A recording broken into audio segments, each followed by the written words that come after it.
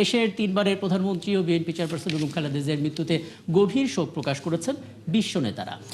এবং এসব শোক বার্তায় বাংলাদেশের প্রথম নারী প্রধানমন্ত্রীর আত্মার শান্তি কামনার পাশাপাশি বিশ্বের বিভিন্ন দেশের সাথে কূটনৈতিক সম্পর্ক বাড়াতে তার অবদানের কথাও স্মরণ করেছেন বিশ্ব নেতারা। আরও জানাচ্ছেন ওরিসুল ইসলাম। বাংলাদেশের প্রথম নারী প্রধানমন্ত্রী বেগম খালেদা জিয়ার মৃত্যুর খবর পাওয়ার পরপরই শোক জানায় বন্ধু প্রতিম দেশসহ বিশ্বের বিভিন্ন দেশের প্রধানরা।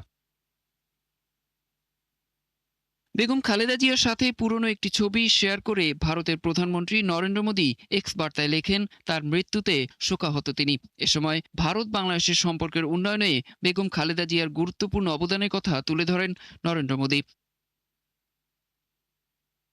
বেগম খালেদা জিয়ার মৃত্যুতে শোক জানায় পাকিস্তানের রাষ্ট্রপতি আসিফ আলী জারদারি ও প্রধানমন্ত্রী শেহবাজ শরীফ। সামাজিক যোগাযোগ মাধ্যম এক্স পোস্টে আসিফ আলী জারদারি লিখেছেন, বাংলাদেশের সাবেক প্রধানমন্ত্রীর মৃত্যুতে শোকাহত তিনি। এছাড়া পাকিস্তানের প্রধানমন্ত্রী লিখেছেন, বাংলাদেশের প্রতি খালেদা জিয়ার অবদান ভোলার নয়। পরে তার আত্মার শান্তি কামনা করেন শেহবাজ।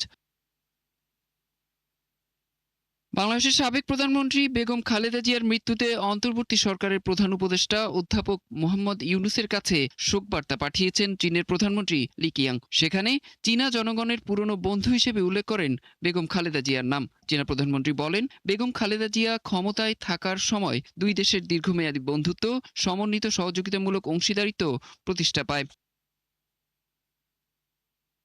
যুক্তরাষ্ট্র শোক জানিয়েছে বেগম খালেদা জিয়ার মৃত্যুতে। ঢাকার মার্কিন দূতাবাসের ফেসবুক পেজে দেয়া এক পোস্টে এ শোক বার্তা জানায় তারা। এতে লেখা হয়, বেগম খালেদা জিয়ার প্রয়াণে গভীর শোক প্রকাশ করছে যুক্তরাষ্ট্র।